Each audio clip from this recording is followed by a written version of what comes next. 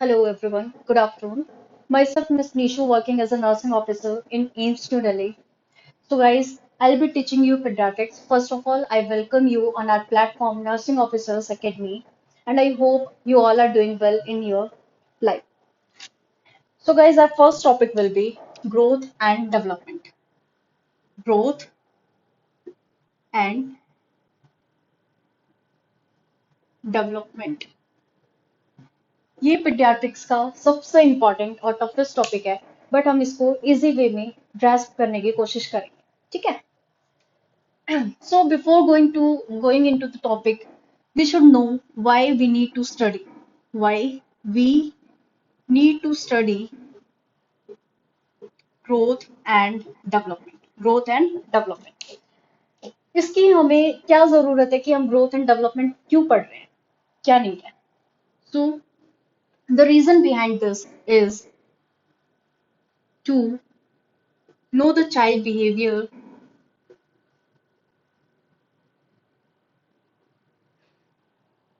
Second is to expect the child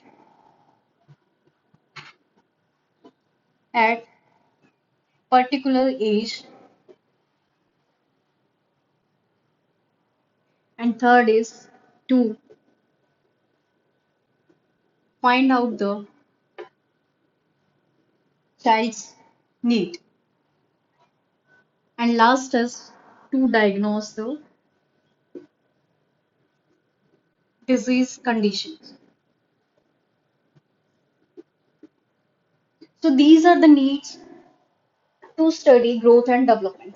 First is to know the child behavior because हमें पता है कि जैसे जैसे एज ग्रोथ होती है डेवलपमेंट होता है there are changes in the child behaviour. So ये हमें चाइल्ड बिहेवियर के बारे में बताएगा. ये हमें बताएगा कि एक पर्टिकुलर एज ग्रुप में बच्चों के अंदर क्या ग्रोथ देखी जा सकती है, क्या डेवलपमेंट होगा. Next is according to the child need. जैसे हमें पता है कि जैसे जैसे बच्चा ग्रो करता है उसकी नीड्स उसके अकॉर्डिंग चेंज होती रहती है. So it is going to tell us and to know the disease condition because हमें पता है कि बच्चे में ये माइलस्टोन डेवलप हो जाना चाहिए इस पर्टिकुलर एज तक. अगर वो नहीं होता है तो उसमें कुछ ना कुछ abnormality है. So these are the needs to study growth and development. Now coming to the topic, growth and development.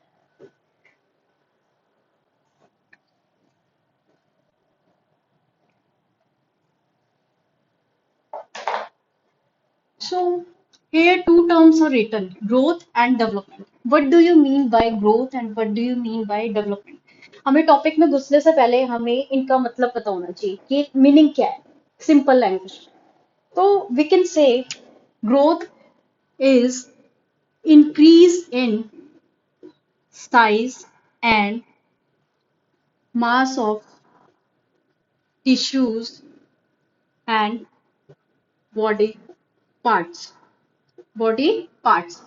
And why it is happening? Because due to multiplications of cell. Due to multiplication of cells. ठीक है. एक simple सा meaning है कि भाई growth क्या है. Growth क्या है? There is a increase in size. Size में इंक्रीज हो रहा है एंड मास में इंक्रीज हो रहा है. किसके? टिश्यूज के मास में और बॉडी पार्ट. और ये सब क्यों हो रहा है? क्योंकि इसका रीजन है due to multiplication of cells. Due to multiplication of cells. अब भाई हम एक तरह से अगर कोई पूछे कि can growth can be measured और नॉट, सो या sure it can be measured. It can be measured. लेकिन कैसे मेजर कर सकते हैं? तो कुछ यूनिट्स होती है. देखिए यहाँ पर हमने क्या यूज किया है? साइज, मास. तो साइज को हम कैसे मेजर कर सकते हैं? सो it is measured by the quantitative method. Quantitative method. और क्वांटिटेटिव मेथड में हमारे क्या क्या आ जाएंगे? क्वांटिटेटिव मेथड में हमारा सेंटीमीटर, मीटर, इंचेस. और जहां मास की बात है तो वेट हम किस में मेजर कर सकते हैं?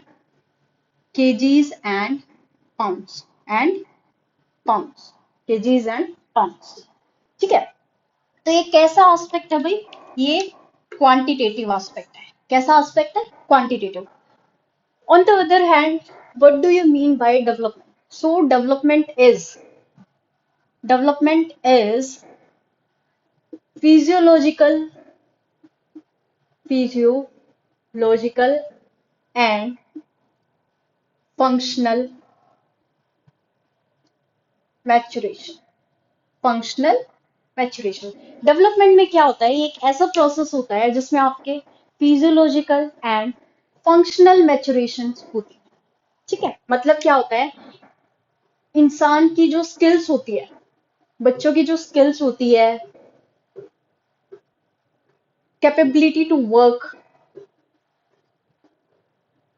वो सब क्या होती है, मैच्योर हो जाती है। वो सब क्या होती है, मैच्योर होती है। तो डेवलपमेंट का मतलब क्या है, it is a physiological and functional maturation. और इसका रीजन क्या है कि भाई क्यों हो रही है ये मैच्योरेशन, बिकॉज ड्यू टू, क्यों हो रही है, due to myelination of nervous system, due to myelination of nervous system. क्यों, क्योंकि हमारा जो नर्वस सिस्टम है वो मैच्योर हो रहा है और बच्चा क्या कर रहा है, स्किल्स डेवलप कर रहा है, स्किल्स लर्न कर रहा है, how to function, capability to function, वो सब इंक्रीज हो रही है, स्किल्स इंक्रीज हो रही है, मेच्योरिटी आ रही है। ठीक है, अब भाई can development can be measured or not? So yeah, it can be measured, can be measured, but कैसे मेजर करेंगे, क्योंकि इसमें कोई भी क्वांटिटेटिव डाटा नहीं है, इसमें क्या है, क्वालिटेटिव डाटा है। हम इसमें, हमें क्या मेजर करना है, हमें स्किल्स मेजर करनी है, कैपेबिलिटी टू फंक्शन मेजर करना है। तो हम कौन सा मेथड यूज करेंगे, measured by qualitative, qualitative aspects और डाटा। तो क्वालिटेटिव डाटा में देखिए, फॉर एग्जाम्पल मैं आपको एक एग्जाम्पल देना चाहूंगी, जब भी हमारे प्रोफेशन में जब भी प्रैक्टिकल होता है, या किसी भी प्रोफेशन की बात ले लीजिए, कहीं भी जब हम प्रैक्टिकल देने जाते हैं, तो वहां पर एक परफॉर्मा होता है एग्जामिनर के हाथ में। उस परफॉर्मा में क्या होता है, स्किल्स को देखने के लिए एक परफॉर्मा होता है, उसमें क्या लिखा रहता है, below average, average, good, very good and excellent. तो ये सब क्या कर रहे हैं, ये क्वालिटी ऑफ स्किल या क्वालिटी ऑफ वर्क चेक कर रहे हैं कि how we are going to perform और how we are performing the skill, how fine we are performing. ठीक है, तो ये जो क्वालिटी है ये कैसे पता चलेगी, बाय ऑब्जर्विंग, बाय ऑब्जर्विंग। और इसमें कोई भी क्वांटिटेटिव नहीं है जो मेजर करनी है, तो इसमें क्वांटिटेटिव एस्पेक्ट हम यूज नहीं करेंगे, इसमें कौन सा, quality, because we are going to measure the development. Development में क्या होता है, स्किल्स और कैपेबिलिटी टू वर्क, और दो there is a physiological and functional maturation. Hope so कितना समझ में आ गया।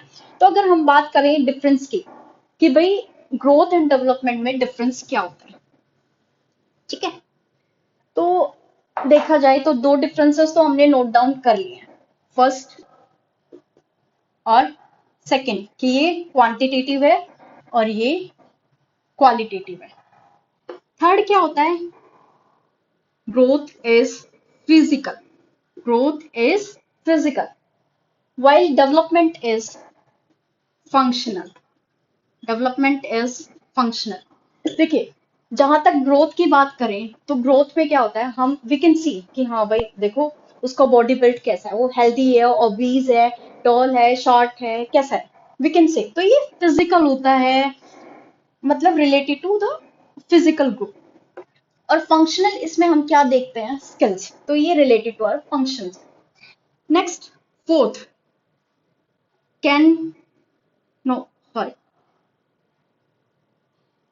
Growth is easily predictable, growth is easily predictable, while development is not easily predictable। ठीक है, इसमें क्या है कि जो हमारी ग्रोथ है उसको हम इजीली प्रेडिक्ट कर सकते हैं, कि भाई हाँ ये ग्रोथ इस एज में इतनी ग्रोथ हो जानी चाहिए, या फिर एक ऐसा टाइम आता है कि जो हमारी बॉडी ग्रोथ है वो क्या होती है, स्टेबलाइज हो जाती है, कि हाँ भाई उससे ज्यादा नहीं। लेकिन जो हमारा डेवलपमेंट है वो प्रेडिक्टेबल नहीं है। हम प्रेडिक्ट नहीं कर सकते कि हर बच्चे में जो हर दो, जैसे फॉर एग्जांपल हमने दो बच्चे लिए हैं, वी कांट प्रेडिक्ट कि उनका डेवलपमेंट प्रोसेस जो है वो सेम है या नहीं है। ठीक है। और जो डेवलपमेंट है हमारा वो थ्रू आउट लाइफ चलता है, तो is not easily predictable. Growth is objective, growth is objective data, while development is both subjective and objective। क्योंकि फंक्शनिंग एंड स्किल्स, वो तो उस बच्चे को भी पता होगी कि हाँ मेरे अंदर ये स्किल्स हैं और मुझे इनको और डेवलप करना है। तो और हम ऑब्जेक्टिव मतलब जब एक एग्जामिनर किसी को परफॉर्म करते हुए देखता है तो ही और शी आल्सो कैन सी या that boy is performing skilfully. Okay. तो इसमें ये क्या है, अपना development subjective and objective both है, जबकि हमारी ग्रोथ जो है वो क्या है, ऑब्जेक्टिव। हमें ये पता चल जाएगा कि हाँ भाई ये इतने हाइटेड है, या फिर जो ग्रोथ है वो दूर से ही पता लग जाएगी।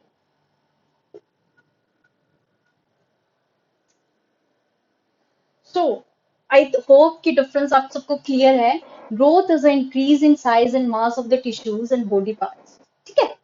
ये क्यों हो रहा है, क्योंकि मल्टीप्लीकेशन हो रही है सेल की, किसकी, सेल्स की मल्टीप्लीकेशन हो रही है। और हम इसको किस में मेजर करेंगे, क्वांटिटेटिव डाटा। क्वांटिटेटिव डाटा में क्या क्या आ जाएगा, लाइक यूनिट्स आ जाएगी, quantitative units, centimetre, metre, inches, weight. Weight किस में मेजर करते हैं हम, केजीज और पाउंड्स। और ये फिजिकल है, फिजिकल है और इज इजली प्रेडिक्टेबल, हम इसको प्रेडिक्ट कर सकते हैं, and is objective data. while development is a physiological and functional maturation which is occurring due to myelination of nervous system। And development को हम कैसे मेजर करेंगे, by the qualitative aspects, by the qualitative aspects of the qualitative data. And development is functional and it is not easily predictable, it is both subjective and objective। So now moving to the next,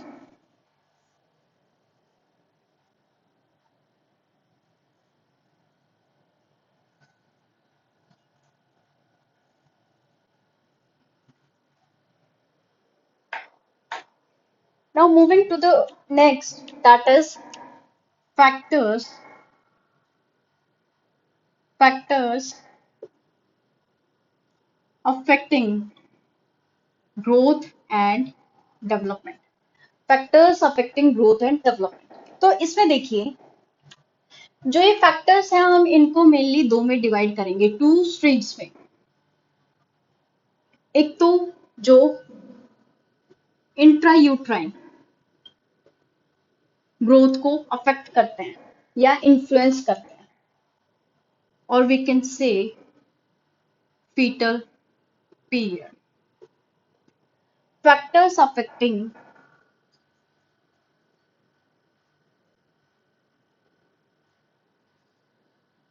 growth and development in fetal period or intrauterine। On the other hand, on the other hand, factors affecting extrauterine, or we can say postnatal period। ठीक है। तो हमने इन factors को दो में divide किया है। एक तो वो फैक्टर्स जो ग्रोथ को इन्फ्लुएंस करते हैं और ग्रोथ को अफेक्ट करते हैं during our fetal period, during our fetal period, fetal period. और सेकेंड साइड कौन से हैं, वो फैक्टर्स हैं जो ग्रोथ को अफेक्ट करते हैं after birth of the baby और in the postnatal period or extrauterine period। Okay, so first we will see the factors which are affecting growth during the fetal period. These are three factors. Three factors. First is fetal factors, fetal factors. Second is placental factors, placental factors. And third is maternal factors. ये तीन ऐसे factors हैं जो affect करते हैं fetal growth को, जो baby है उसकी ग्रोथ को अफेक्ट करते हैं ड्यूरिंग फीटल पीरियड। ठीक है, हम इनको वन बाय वन देखेंगे।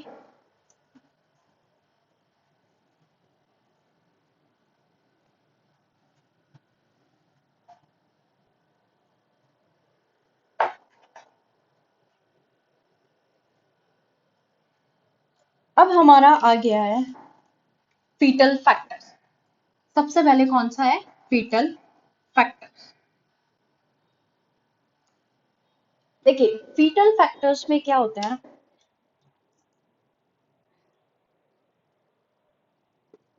Genetic potential, genetic potential first, second is gender, and third is fetal hormones, and fourth is fetal growth substances, fetal growth substances। देखिए जेनेटिक पोटेंशियल का हम एक एग्जांपल देकर बताते हैं। जैसे हमें पता है कि जो हमारे अंदर ट्रेट्स हैं वो हमारे पेरेंट्स के हैं। तो क्या होता है इसमें, यहाँ लेकर चलते हैं। फर्स्ट कौन सा था? Genetic potential. देखिए हम सबको पता है कि जो हमारे पेरेंटल ट्रेट्स होते हैं, पेरेंटल ट्रेट्स होते हैं वो ट्रांसमिट होते हैं, transmitted to, transmitted to foetus.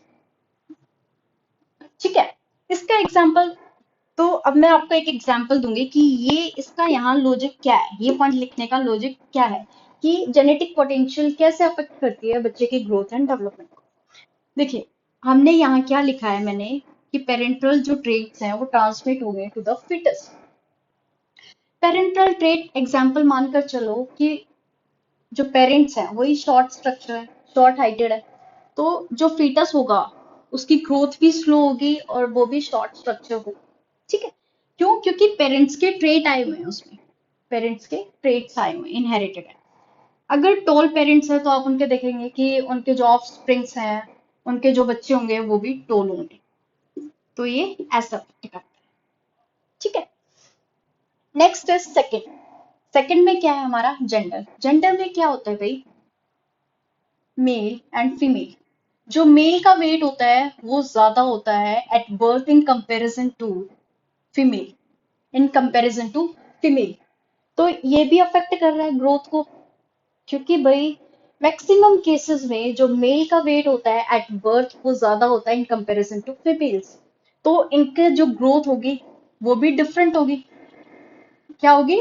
Different होगी। ठीक है, थर्ड है फीटल हार्मोन। इसमें काफी सारी चीजें हैं बताने के लिए। थर्ड हमारा क्या था? Fetal hormone, fetal hormone. तो ये फीटल हार्मोन क्या होते हैं जो फीटस में प्रोड्यूस्ड होते हैं। इसमें हम मेनली इसमें हम मेनली चार चीजों के बारे में पढ़ेंगे।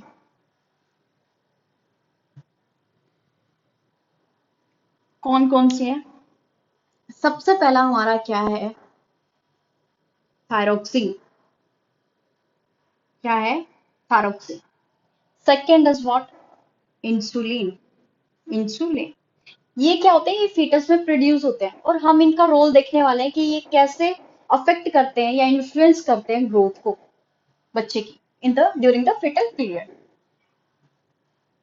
Glucocorticoids and here is the growth hormone.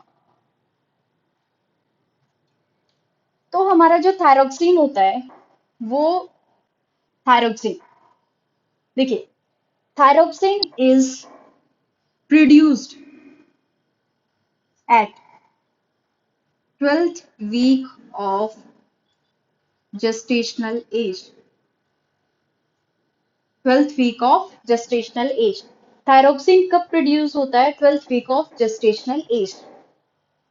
अब इसका रोल क्या है? ये कैसे प्रमोट कर रहा है ग्रोथ को फिटस की? कैसे? ये हेल्प करता है, help to mature the bone and brain, bone and brain को। कैसे? ये बोन में कैसे हेल्प करता है? ये बोन ऑसिफिकेशन में हेल्प करेगा, बोन ऑसिफिकेशन में हेल्प करता है। Ossification means bone formation. ठीक है, आई होप कि आपको यहां तक क्लियर हो गया होगा। इससे रिलेटेड एक दो क्वेश्चन बनेंगे, वो भी मैं आपको बताऊंगी। अब coming to the insulin. Insulin का क्या है भाई? जो इंसुलिन है वो हमारा प्रोड्यूस होता है, produce at 7 to 10th week of gestational age, gestational age, gestational age। और इंसुलिन मोस्ट इंपॉर्टेंट हार्मोन माना जाता है to influence the growth of the baby, to influence the growth during fetal period. Most important hormone to influence growth in fetal period. ठीक है, अब insulin को इतना important क्यों बोला जाता है? क्योंकि जो इंसुलिन होता है वो क्या करता है, वो उसका रोल क्या है? वो इंक्रीज करता है, increase the production of growth hormone, increase the production of growth hormone, growth hormone. एक हमारे यहाँ से क्वेश्चन ये बन सकता है ये कि भाई कौन सा ऐसा हार्मोन है जो सबसे ज्यादा ग्रोथ को इन्फ्लुएंस करता है ड्यूरिंग फीटल पीरियड? तो कौन सा है? इंसुलिन। कौन सा है? इंसुलिन।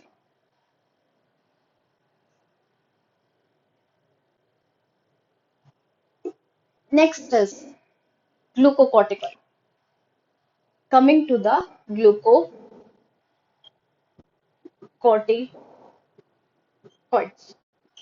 ग्लूकोकॉर्टिकॉइड्स में देखिए ये क्या होता है, ये कहाँ से प्रोड्यूस होते हैं? Produced by the adrenal cortex. Adrenal cortex की एक लेयर होती है फेसिकुलेटा, फेसिकुलेटा लेयर, उससे प्रोड्यूस होता है। आपको इतना याद करने की जरूरत नहीं है, सिर्फ आपको ये पता होना चाहिए कि ग्लूकोकॉर्टिकॉइड्स को कौन प्रोड्यूस करता है। तो कौन प्रोड्यूस करता है? Adrenal cortex. It is secreted by adrenal cortex, adrenal cortex. अब ग्लूकोकॉर्टिकॉइड, अगर ग्लूकोकॉर्टिकॉइड का एक एग्जांपल दूं, वी कैन से कॉर्टिजोल। क्या बोल सकते हैं हम? कॉर्टिजोल, ये एक एग्जांपल है। और इसको हम किस नाम से जानते हैं? Stress hormone, also known as stress hormone, stress hormone. देखिए, इसको स्ट्रेस हार्मोन क्यों बोला जाता है? क्योंकि जैसे ही इंसान को स्ट्रेस होता है तो ये जो कॉर्टिजोल है ये एक्शन में आ जाता है। ये क्या करेगा? बॉडी में ग्लूकोज का प्रोडक्शन इंक्रीज कर देता है, और ये स्ट्रेस पर्सन के ब्रेन को इंकरेज करता है कि वो ग्लूकोज का इंटेक ले, और स्ट्रेस रिलीव हो जाता है। ठीक है, तो स्ट्रेस हार्मोन किसको बोलते हैं? कॉर्टिजोल को। अब देखा जाए कि भाई जो ग्लूकोकॉर्टिकॉइड है वो कैसे इन्फ्लुएंस करता है ग्रोथ को, या कैसे कंट्रीब्यूट करता है to the growth of the fetus. तो कैसे करेगा भाई? ये करता है, helps in the, helps in the maturation of, helps in the maturation of, देखना आप, मैं जो लिखने जा रही हूँ वो ध्यान से देखना आपको। Lungs, liver and intestine. देखा कितनी इंपॉर्टेंट चीज है ये ग्लूकोकॉर्टिकॉइड? क्यों? क्योंकि देखो ये ने हमारे बॉडी ऑर्गन, जो फीटस के बॉडी ऑर्गन है, उनकी मैच्योरेशन में हेल्प कर रहा है। कौन कौन से? Lungs, liver and intestine. Intestine में कैसे हेल्प करेगा भाई? जो इंटेस्टाइन की म्यूकोसा होती है, जो इंटेस्टाइन की म्यूकोसा होती है, उसकी इंटीग्रिटी को ये मेंटेन करके रखता है। कौन? ग्लूकोकॉर्टिकॉइड। ठीक है। और नेक्स्ट है ग्रोथ हार्मोन। ग्रोथ हार्मोन का तो आपको पता ही है, ग्रोथ हार्मोन नाम से इंडिकेट कर रहा है कि भाई हाँ ग्रोथ करेगा, प्रमोट। देखो, अब हमने क्या पढ़ा? फीटल हार्मोन, जेनेटिक पोटेंशियल पढ़ लिया। उसका बताया कि जो हमारे पेरेंटल ट्रेट्स होते हैं वो फीटस में ट्रांसमिट होते हैं, तो उसकी वजह से अगर पेरेंट टॉल है या शॉर्ट हाइटेड है तो उनके ऑफ स्प्रिंग्स भी वैसे ही होंगे। नेक्स्ट है जेंडर। जैसा कि मैंने आपको डिफरेंस बताया कि मेल की का जो वेट होता है और हाइट होती है वो ज्यादा होती है in comparison to female at the time of birth, तो उसमें डेवलपमेंट भी मेल का फास्ट होगा in comparison to female. Next है फीटल हार्मोन। उसमें हमने चार चीजें डिस्कस की हैं: thyroxine, insulin, glucocorticoid and growth hormone. जिसमें मैंने थायरोक्सिन में आपको बताया कि ये 12th week of gestational age पर प्रोड्यूस होता है, और इसका मेन फंक्शन क्या है? ये हेल्प करता है in the maturation of bones and brains. Bones में कैसे? क्योंकि जो थायरोक्सिन होता है वो बोन ऑसिफिकेशन में हेल्प करता है। Ossification means formation of bones. एक चीज और, जो थायराइड होती है, थायराइड जो होती है वो फर्स्ट एंडोक्राइन ग्लैंड होती है जो डेवलप होती है fetus के अंदर। अब इंसुलिन का फंक्शन क्या है? ये कैसे प्रमोट कर रहा है ग्रोथ को? ये इंक्रीज कर रहा है production of the growth hormone. ठीक है। अब हम देखेंगे ग्लूकोकॉर्टिकॉइड। जैसा कि मैंने बताया ये सेक्रेट होता है एड्रिनल कॉर्टेक्स से। उसकी कौन सी लेयर से? वेसिकुलेटा लेयर से। अब एग्जाम्पल मानकर चलो कॉर्टिजोल। कॉर्टिजोल क्या है? स्ट्रेस हार्मोन है, जो ड्यूरिंग द स्ट्रेस वो एक्टिवेशन में आ जाता है, बॉडी में ग्लूकोज का अमाउंट इंक्रीज कर देगा और ब्रेन को मजबूर कर देता है कि भाई ग्लूकोज आ गया, आप लो और माइंड चिल हो जाए। ठीक है, नॉर्मल सा फेनोमेनन। ग्लूकोकॉर्टिकॉइड किस में हेल्प करते हैं भाई? मैच्योरेशन ऑफ, सबसे इंपॉर्टेंट है, किस में हेल्प करता है? Lungs, liver and intestine. Lungs liver का तो समझ में आ गया, इंटेस्टाइन में कैसे हेल्प करेगा? कैसे करेगा? जो इंटेस्टाइन की म्यूकोसा है उसको क्या करता है? उसकी इंटीग्रिटी को ये मेंटेन करके रखता है। ठीक है। आई थिंक आपको यहां तक समझ में आ गया होगा। ये तीन जो फीटल फैक्टर्स के अंदर, ये तीन जो फैक्टर्स हैं, इतना समझ में आ गया होगा। फोर्थ फैक्टर हम अभी समझेंगे।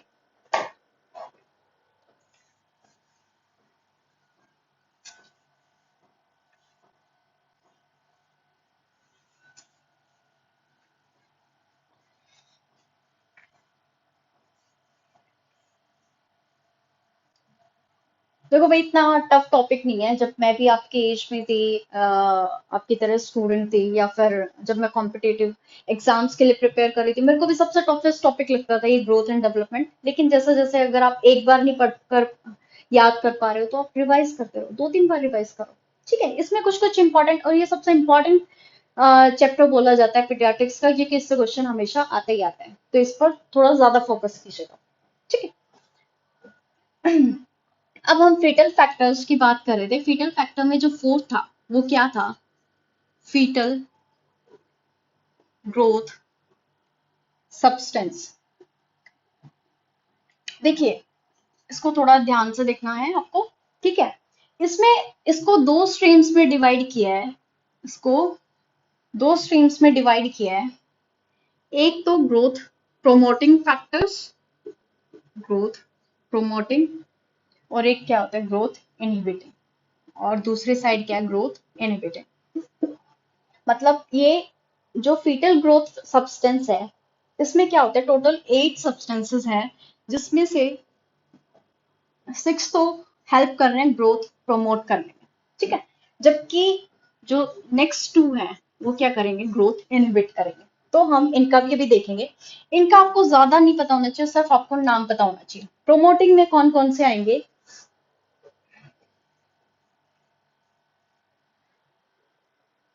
जो ग्रोथ प्रोमोटिंग है उसमें आपके कौन कौन से आएंगे? 6 फैक्टर्स। 6 में कौन कौन सा आएगा? इंसुलिन like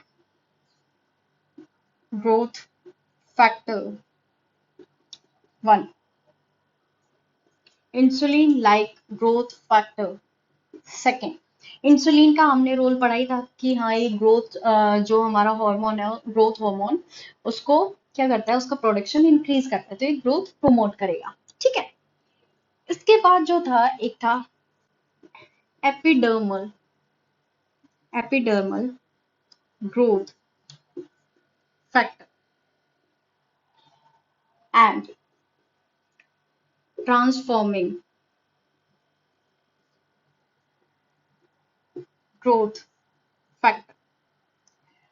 देखिए, अभी मैं सबको एक बार मेंशन कर देती हूँ, उसके बाद इनके इनसे रिलेटेड कुछ कुछ इंपॉर्टेंट लाइंस है वो मैं आपको बताऊंगी जो आपको याद रखनी है, और इनके नाम तो याद रखने ही है, लेकिन इनसे रिलेटेड कुछ इंपॉर्टेंट चीजें हैं जो आपको याद रखनी है, which I'll be discussing.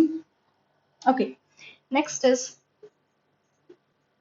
platelets derived growth factors,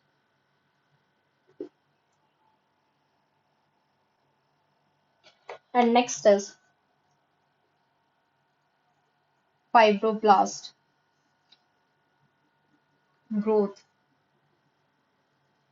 factors, fibroblast growth factors। देखिए भाई, जो हमारा एपिडर्मल और ट्रांसफॉर्मिंग ग्रोथ फैक्टर होते हैं, प्रोमोटिंग वाले में से इंसुलिन का तो मैंने आपको एक्शन बता दिया कि वो ग्रोथ हार्मोन को प्रोड्यूस करेगा और अल्टीमेटली जो हमारी ग्रोथ है, फिटल ग्रोथ है, वो क्या होगी, प्रमोट होगी। लेकिन ये दोनों कैसे करेंगे, epidermal growth factor and transforming growth factor, ये दोनों कैसे करेंगे, ये दोनों कंबाइनली वर्क करते हैं। कैसे करेंगे,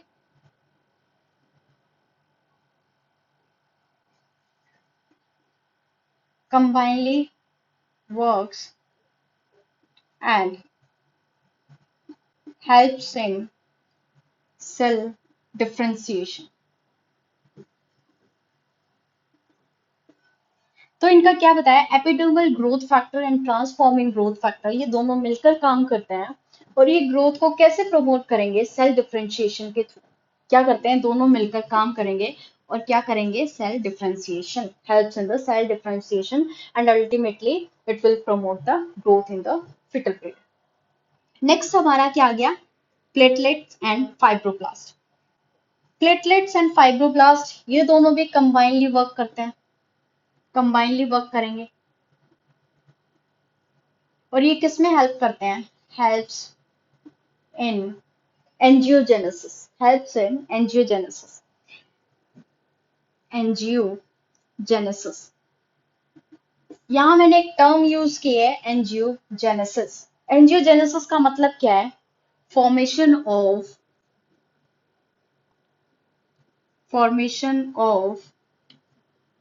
blood vessels, formation of blood vessels. ठीक है।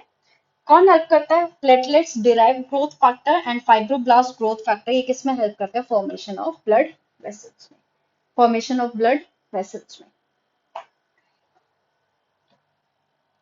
एक चीज और, यहाँ पर जो ट्रांसफॉर्मिंग ग्रोथ फैक्टर है, इसके भी दो टाइप है।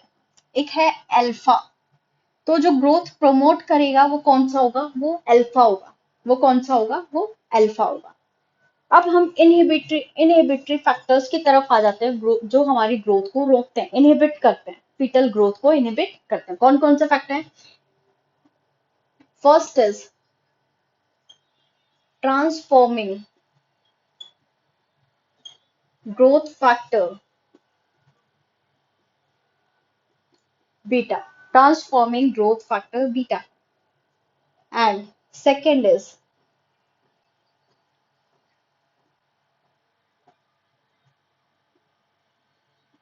Mullerian inhibiting substance. इनका आपको नाम पता होना चाहिए एटलीस्ट, कि भाई फीटल ग्रोथ सब्सटेंस कौन से ऐसे फीटल ग्रोथ सब्सटेंस है जो ग्रोथ को प्रमोट कर रहे हैं एक साइड, और दूसरी तरफ इनहिबिट कर रहे हैं। तो जो ग्रोथ प्रमोट कर रहे हैं वो 6 सब्सटेंसेस हैं, जिनको मैंने यहाँ लिख दिया है। आपको भी इनका नाम पता होना चाहिए और ये फंक्शन कैसे करते हैं।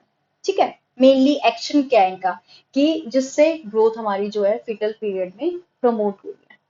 इनहिबिटिंग में क्या है, ट्रांसफॉर्मिंग ग्रोथ फैक्टर बीटा। एक चीज ध्यान रखना भाई, यहाँ मैंने क्या लिखा है, ट्रांसफॉर्मिंग ग्रोथ फैक्टर इधर भी है उधर भी है, लेकिन डिफरेंस क्या है, यहाँ अल्फा है। ट्रांसफॉर्मिंग ग्रोथ फैक्टर का कौन सा टाइप है, अल्फा है, जो कि प्रमोट कर रहा है ग्रोथ को, और इधर कौन सा है, बीटा। कौन सा है, बीटा, जो ग्रोथ को इनहिबिट कर रहा है।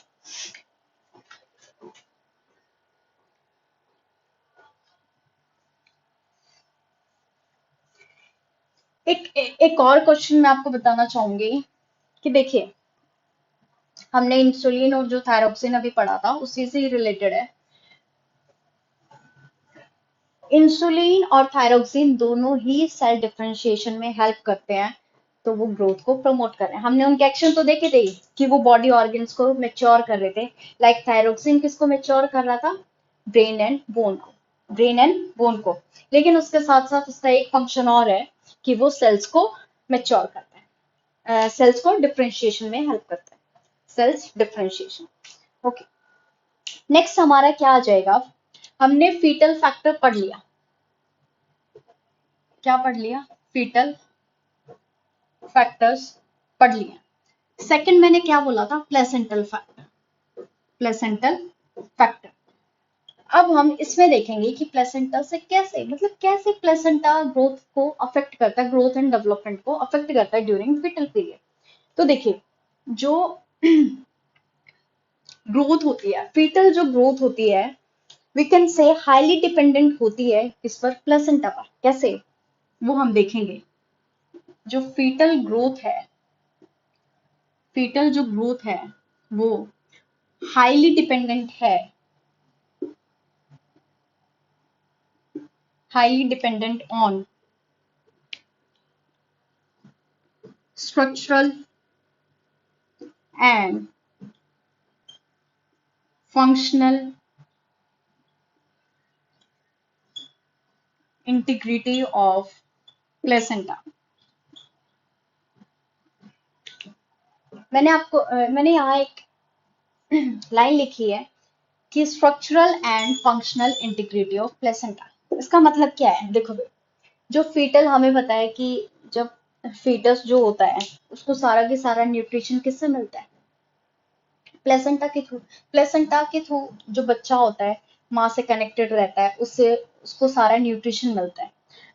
अगर मान लो प्लेसेंटा में स्ट्रक्चरल डिफेक्ट है, ठीक है, तो क्या होगा, क्या न्यूट्रिशन कंप्लीटली फीटस तक पहुंच पाएगा, नहीं पहुंच पाएगा। अगर सही से फंक्शन नहीं कर रहा है, तो क्या न्यूट्रिशन या बच्चे को जितनी भी फीटस की नीड्स है वो कंप्लीट हो पाएंगी, बिल्कुल भी नहीं हो पाएगी।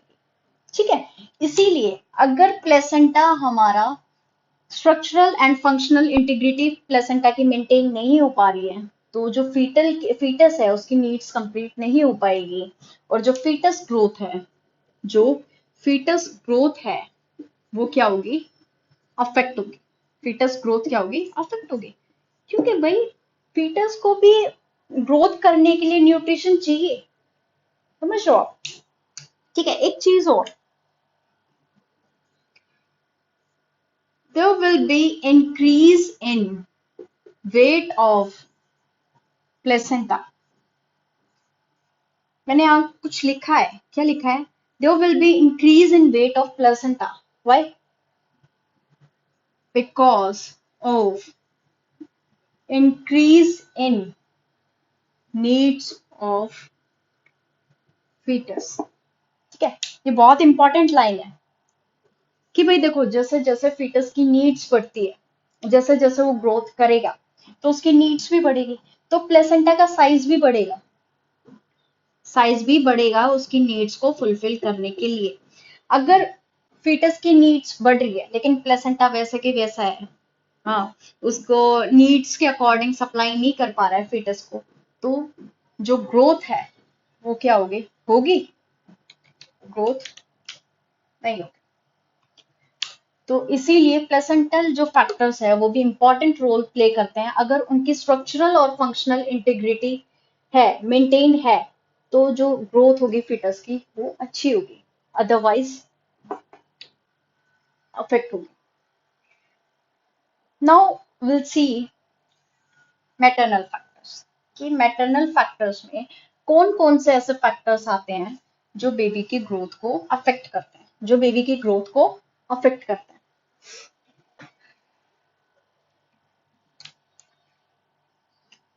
मैटरनल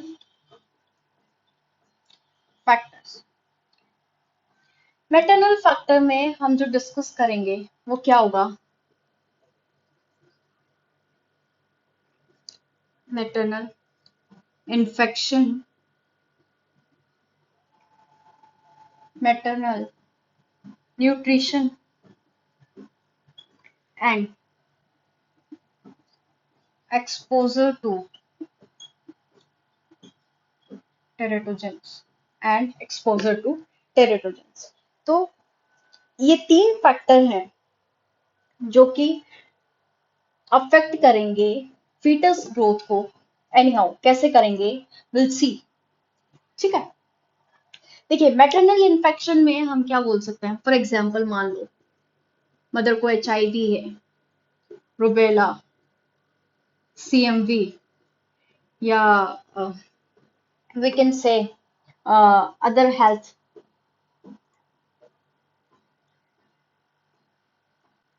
या फिर we can say other disease conditions. तो उस केस में क्या होगा, जब मदर ही खुद हेल्दी नहीं है तो बेबी की हेल्दी ग्रोथ कैसे होगी भाई? तो बेबी की हेल्दी ग्रोथ कैसे होगी? तो ये ग्रोथ को अफेक्ट करेगा।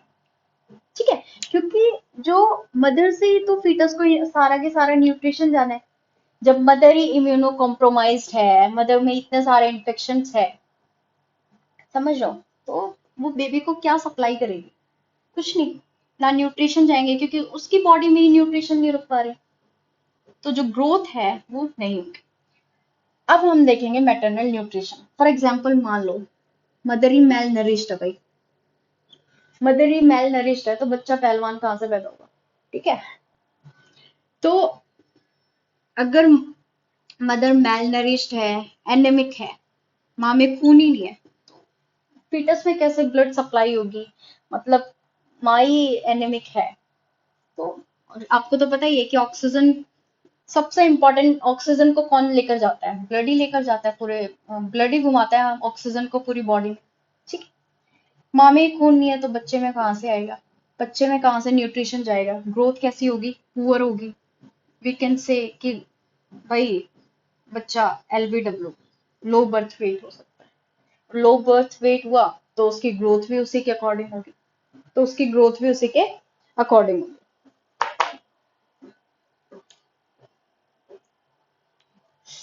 अब मैंने यहाँ एक चीज लिखी है, एक्सपोजर टू टेरेटोजेंस। टेरेटोजेंस क्या होते हैं भाई? टेरेटोजेंस वो एजेंट्स होते हैं जिनके एक्सपोजर से देयर कैन बी स्ट्रक्चरल और functional abnormality in the fetus. Agents which cause structural and functional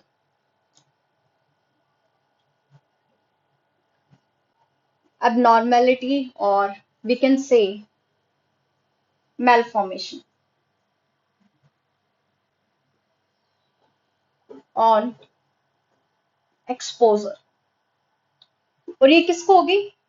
to the fetus, to the fetus। ठीक है, यहां तक समझ आया गया? ठीक है भाई, अब हम नेक्स्ट जो हमारा है, हमने ये देख लिया कि ये सारे फैक्टर्स थे, ये तीनों वो फैक्टर हैं जो फीटल ग्रोथ को अफेक्ट कर रहे हैं ड्यूरिंग द फीटल पीरियड और intra uterine period.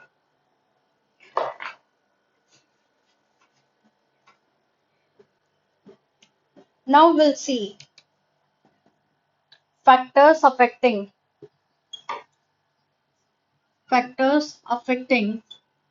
Growth postnatal or after birth or after birth. It includes many factors. We'll see one by one.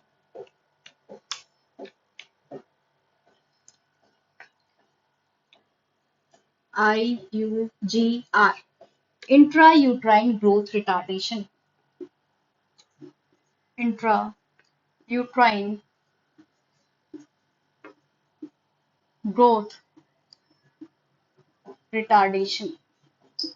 मान लो अगर भाई इंट्रायूट्राइन ग्रोथ रिटार्डेशन बच्चे का फीटल टाइम में, जो फीटल पीरियड था उसी में उसकी ग्रोथ नहीं हुई, तो आफ्टर बर्थ भी उसका जो ग्रोथ पैटर्न होगा वो कैसा होगा, स्लो होगा। कैसा होगा, स्लो होगा। ठीक है। फॉर एग्जाम्पल ये मानकर चलो LBW, low birth weight babies जो होते हैं, लो बर्थ वेट बेबीज जो होते हैं, उनका ग्रोथ प्रोसेस कैसा चलेगा, उनका स्लो ही चलेगा in comparison to healthy babies. In comparison to healthy babies. Now moving to the next factor, that is genetic factors. Genetic factors में हम बोल सकते हैं some chromosomal chromosomal disorders. जैसा कि सबको पता है कि क्रोमोसोम एक कम होने से, एक ज्यादा होने से कुछ डिसऑर्डर्स आ जाते हैं, लाइक क्लाइनफेल्टर सिंड्रोम, ठीक है, Turner syndrome, Down syndrome, Sotos syndrome, will see later. इनके एक अलग से क्लास लूंगी मैं क्रोमोसोमल डिसऑर्डर्स की, उसमें अच्छा से एक्सप्लेन करूंगी सारे, बिकॉज इनकी क्लिनिकल मैनिफेस्टेशंस भी याद रखना बहुत जरूरी है। इसमें हम इंक्लूड करेंगे तो आप सब कंफ्यूज हो जाओगे। ठीक है। Next we will see, next is hormonal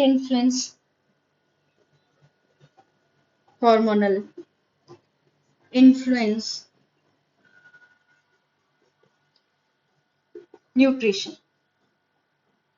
nutrition and climate and infections। Hormonal influence में कैसे अफेक्ट होगी, मान लो for example growth hormone production is low, growth hormone production is low, तो वो डायरेक्टली किसको इन्फ्लुएंस करेगा, हमारी ग्रोथ को। तो हमारा ग्रोथ हार्मोन प्रोडक्शन अगर लो हुआ तो अल्टीमेटली क्या होगा, जो बेबी की ग्रोथ है वो इन्फ्लुएंस होगी, बेबी की ग्रोथ क्या हो जाएगी, स्लो हो जाएगी। नेक्स्ट क्या है, न्यूट्रिशन। न्यूट्रिशन भाई देखो, अगर बच्चे को न्यूट्रिशन अच्छे से नहीं मिल पा रहा है, फॉर एग्जाम्पल, या फिर उसको ड्यूरिंग फिटल पीरियड वो माल नरिश था, या उसके पेरेंटल मदर न्यूट्रिशन अच्छा नहीं था, तो जो न्यूट्रिशन है बच्चे को अच्छा नहीं मिल रहा है, उससे भी क्या होगा, बेबी मेल नरिश्ड और ग्रोथ अफेक्ट हो जाएगी। क्लाइमेट में ये बोला जाता है कि जो बच्चे की ग्रोथ होती है वो विंटर सीजन में अच्छी होती है, ज्यादा good during winter. I right here. Climate में क्या बोला जाता है, जो बच्चों की ग्रोथ के लिए मोस्ट फेवरेबल जो सीजन है, most favourable climate for child growth, वो कौन सा है, विंटर सीजन। कौन सा है, विंटर। और जो like not very good climate अगर बोले तो वो है समर। है, ग्रोथ करेगा, ऐसा नहीं कि समर में उसकी ग्रोथ रुक जाएगी, ग्रोथ होगी, बट जो विंटर में जो ग्रोथ होगी वो फास्टर होती है in comparison to summer climate. अब इन्फेक्शन की अगर हम बात करें, अगर हम इन्फेक्शन की बात करें तो इन्फेक्शन में देखिए, जो बच्चे में जो मेनली मोस्ट कॉमनली इन्फेक्शन होते हैं वो रिलेटेड टू जीआई ट्रैक्ट होते हैं या फिर respiratory tract, related to GI और रेस्पिरेटरी ट्रैक्ट। तो इन्फेक्शन की अगर हम बात करें, जो बच्चों में होते हैं most commonly GI tract infection और जीआई ट्रैक्ट इन्फेक्शन और respiratory tract infection, respiratory tract infection. GI infection में हम क्या बोल सकते हैं, डायरिया। भाई छोटे बच्चों को थोड़ा बहुत भी उल्टा सीधा खा लेंगे तुरंत डायरिया। ठीक है, क्या हो जाता है? डायरिया। और रेस्पिरेटरी ट्रैक्ट इन्फेक्शन अगर ये भी हो जाएगा तो क्या होंगे? ये दोनों इंपॉर्टेंट फैक्टर्स होते हैं जो ग्रोथ को हमारे अफेक्ट करेंगे बच्चे की। अगर ये दोनों इन्फेक्शंस है, डायरिया है, बार बार मोशन पास कर रहा है बच्चा, तो क्या तो न्यूट्रिशन लगेगा बॉडी में और क्या ही बच्चे की ग्रोथ होगी। समझ रहे हो? यहाँ तक की समझ आ गया होगा आई थिंक। हमने कौन कौन से फैक्टर्स पढ़े हैं। एक तो जो फैक्टर अफेक्ट करते हैं ड्यूरिंग फीटल पीरियड और वो फैक्टर्स जो पोस्टनेटल पीरियड में अफेक्ट करते हैं, हमने ये दोनों पढ़ लिए। अब हम क्या देखेंगे? Periods of growth. Periods of growth कि भाई कैसे बच्चा बनता है, कैसे एक एग से बच्चा बनता है, कौन कौन सी स्टेज है। ठीक है, पीरियड्स कौन कौन से?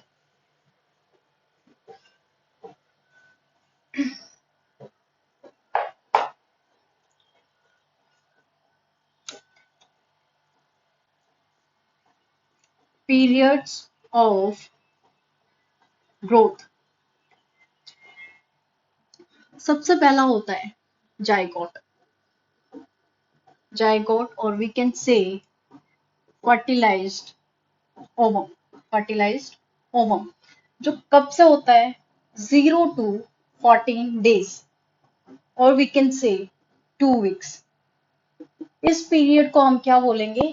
इस पीरियड को हम क्या बोलेंगे? जाइगोट और फर्टिलाइज्ड ओवम। ठीक है, नेक्स्ट हमारा आ जाता है एम्ब्रियो। नेक्स्ट हमारा क्या आ जाता है? एम्ब्रियो। एम्ब्रियो में 2 weeks to 8 weeks, 2 weeks to 8 weeks। Next is what? Fetus. Fetus में अपन कहाँ से लेंगे? 9 weeks to till birth। 9 weeks till birth। ठीक है, 9 weeks till birth। अब एक पीरियड आता है पेरीनेटल पीरियड। काफी बार क्वेश्चंस में आ जाता है एमसीक्यूज में कि पेरीनेटल पीरियड, इसकी बस वो डेफिनेशन ही पूछ लेते हैं कि ये पीरियड कौन सा होता है। तो ये कौन सा होता है? 22 weeks of gestation gestation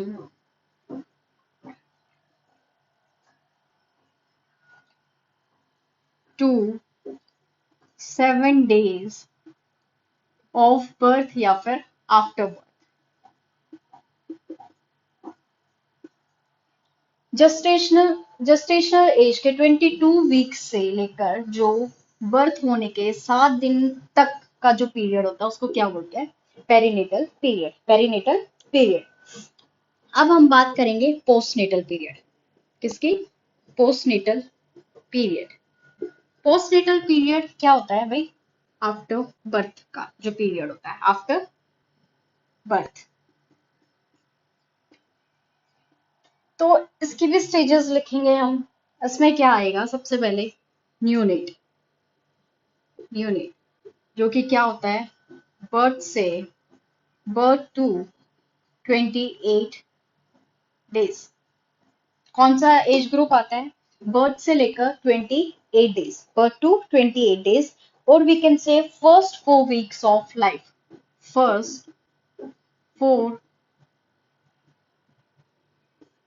weeks of life. First 4 weeks of life. ठीक है, अब हमारा नेक्स्ट जो आ रहा है न्यूनेट के बाद।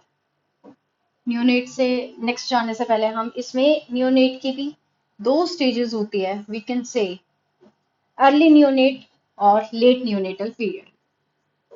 Early neonatal period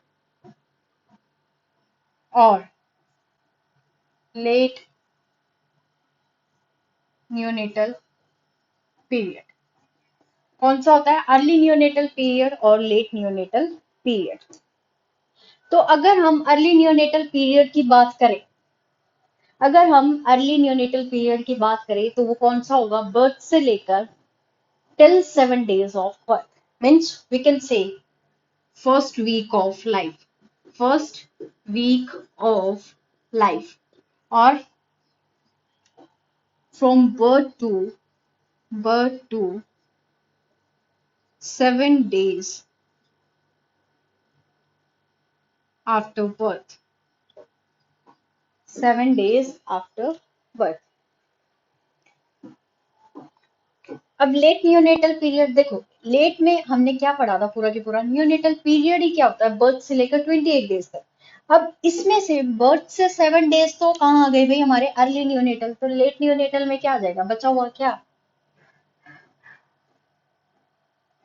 8 days to 28 days। जो 8 days से लेकर 28 days का एज ग्रुप है वो लेट न्यूनेटल पीरियड में आएगा, लेट न्यूनेटल पीरियड में आएगा।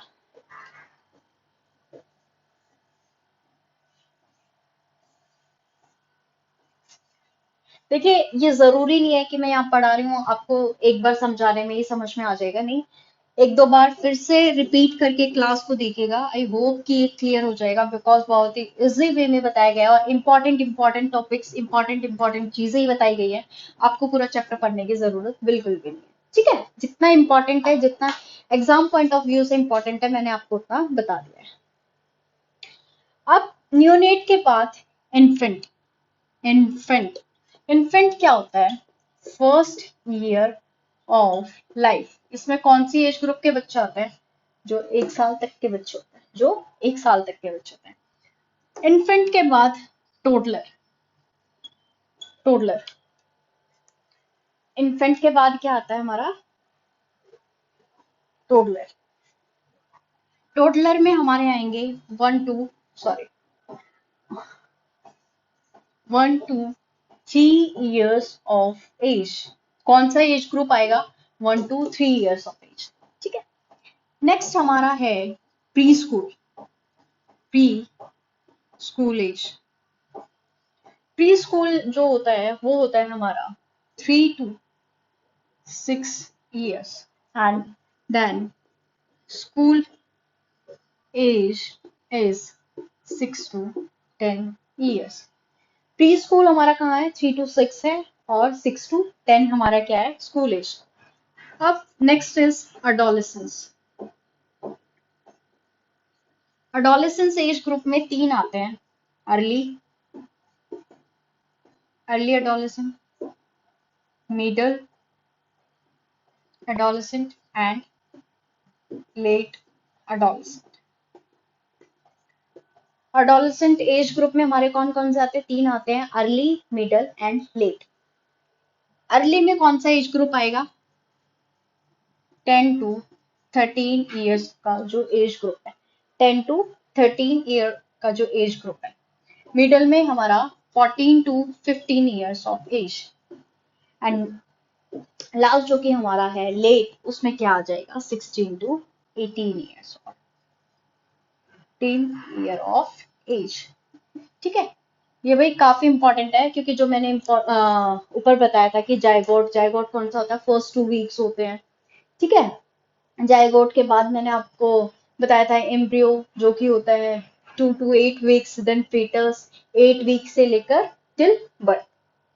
पेरीनेटल पीरियड, देन पोस्टनेटल में हमने क्या पढ़ा, नियोनेट, नियोनेट को हमने दो में डिवाइड किया, early neonatal period, late neonatal period, then infant, toddler, preschool age, then school age, then adolescent. Adolescent में भी हमने 3 कैटेगरीज में डिवाइड किया है, अर्ली, मिडल और late. I hope it's clear to all.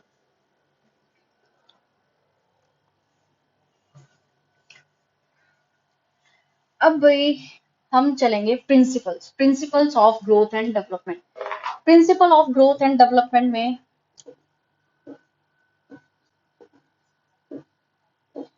Principles of growth and development, 7 8 principle इसके important है, with example बताऊंगी मैं आपको। फर्स्ट जो है, development process is, development process is same for all. इसका मतलब क्या है, एग्जाम्पल देकर बताएंगे, देखिए जैसे कि डेवलपमेंट मैंने आपको क्या बताया था, there will be physiological and functional maturation, मतलब स्किल्स डेवलप होगी, स्किल्स एक्वायर करेगा, कैपेबिलिटी टू फंक्शन इंक्रीज होगी। तो डेवलपमेंट जो प्रोसेस है वो सेम फॉर ऑल, हमें ये पता है कि इस एज ग्रुप तक बच्चे में ये स्किल्स या फिर ये फंक्शंस हो जाने चाहिए। तो ये कैसा होता है, ये सेम होता है for all. Development process is development process is continuous. ऐसा नहीं है कि भाई डेवलपमेंट सिर्फ फीटल एज में हुआ या फिर चाइल्ड एज में हुआ। जो डेवलपमेंट प्रोसेस होता है वो कंटिन्यूअस होता है, थ्रू आउट द लाइफ चलता है, थ्रू आउट लाइफ आप स्किल्स एक्वायर करते हो। Next is individual individual differences. Individual differences में क्या होगा आपका, हम ये नहीं बोल सकते कि किसी भी दो सेम एज ग्रुप के बच्चों का जो ग्रोथ और डेवलपमेंट पैटर्न है वो सेम होगा। नो, वो डिफरेंट होगा। ग्रोथ एंड डेवलपमेंट पैटर्न जो होगा वो क्या होगा, of to child is different. ठीक है, भले ही वो सेम एज ग्रुप लेकिन उनका different pattern. Next is general to specific. जो ग्रोथ एंड डेवलपमेंट है वो क्या होगा, जनरल से स्पेसिफिक की तरफ जाएगा। मीन्स अगर आप कोई भी स्किल्स एक्वायर कर रहे हो तो ऐसा नहीं है कि आप उसमें एक्सपर्ट हो गए, नहीं, पहले सिंपल से जाते हैं, हम सिंपल से स्टार्ट करते हैं कि भाई हमें सिंपल स्किल, हमें फॉर एग्जाम्पल मान लो पेंटिंग करना सीखना है, तो ऐसा नहीं है कि आप टफेस्ट पेंटिंग बनाना स्टार्ट कर दोगे, नहीं, पहले स्टार्टिंग किससे करोगे, इजीएस्ट पेंटिंग से, देन आप अपनी स्किल्स डेवलप करते करते स्पेसिफिक की तरफ जाओगे। ठीक है, next is correlation in growth and development. ये कैसा, there should be correlation in growth and development, मतलब कि भाई ऐसा नहीं है कि डेवलपमेंट पहले हो जाएगी और ग्रोथ बाद में भी, नहीं। एग्जाम्पल इसका, फॉर एग्जाम्पल मान लो एक बच्चा है वो साइकिल चला रहा है, तो वो साइकिल तभी ड्राइव कर पाएगा, तभी चला पाएगा जब उसकी बॉडी वो वेट बियर कर सके साइकिल का। तो इसीलिए यहाँ पर क्या होगा, ग्रोथ पहले होगी। Growth occurs first then development, एक दूसरे से क्या रहते हैं, कोरिलेटेड रहते हैं। अब जो हमारी ग्रोथ है, ग्रोथ पैटर्न है, वो दो तरह से होगा। दो तरह से कौन सा, एक होगा हमारा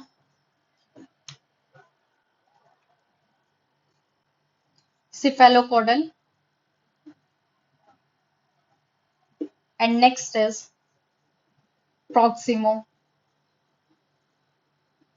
डिस्टल। सिफेलोकॉडल में सिफेलोकॉडल में कैसे ग्रोथ होगी और प्रॉक्सिमो डिस्टल में कैसे होगी वो मैं अभी आपको बताऊंगी। देखिए, सिफेलिक जो है वो हम हेड को डिनोट करने के लिए यूज करते हैं। सिफेलिक मतलब सिफेलोकॉडल, सिफेलोकॉडल में जो सिफेलिक है वो किसको डिनोट करता है, हेड को। तो इसमें जो ग्रोथ होगी, ग्रोथ कहाँ से स्टार्ट होगी, फ्रॉम हेड।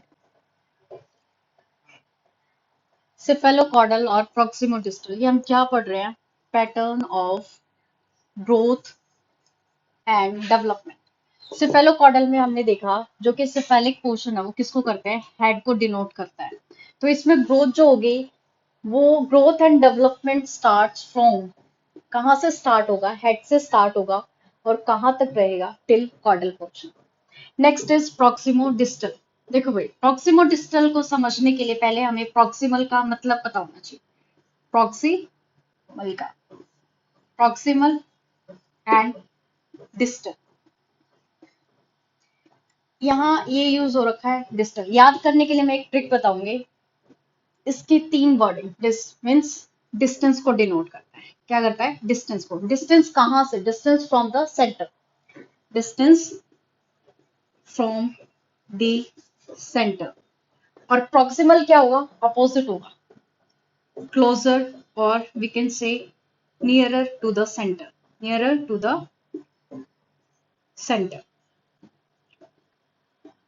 तो इसमें ग्रोथ कहाँ होगी, जैसा कि मैंने इसमें लिखा हुआ है प्रॉक्सिमो डिस्टल, मीन्स प्रॉक्सिमल से डिस्टल, जो कि सेंटर के नियरर पोर्शन है वहां से ग्रोथ स्टार्ट होगी, starts from proximal to distal. अब हमारा लास्ट प्रिंसिपल है जो कि है development comes from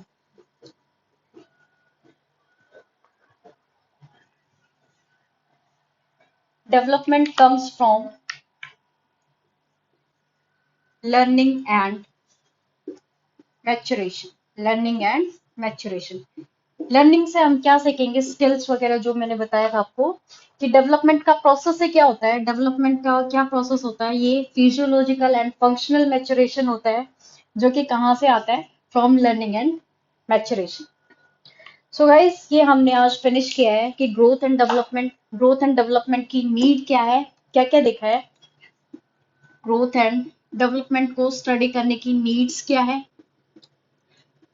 growth and development का मीनिंग क्या है, meaning factors affecting growth and development,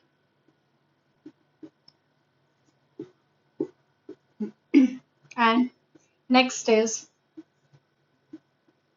periods of growth, periods of growth. After that, principles,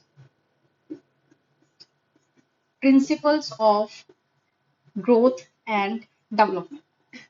I hope कि आप सबको यहाँ तक समझ में आया होगा। नेक्स्ट क्लास हम आपको नोटिफाई कर दिया जाएगा कि नेक्स्ट क्लास कब होगी। तो आप लोग अगर आपके कुछ भी डाउट्स है क्लास से रिलेटेड, आप लोग कमेंट बॉक्स में कमेंट कर सकते हो। लाइक करें, शेयर करें और सब्सक्राइब करें नर्सिंग ऑफिसर्स एकेडमी चैनल को। Thank you, have a nice day guys.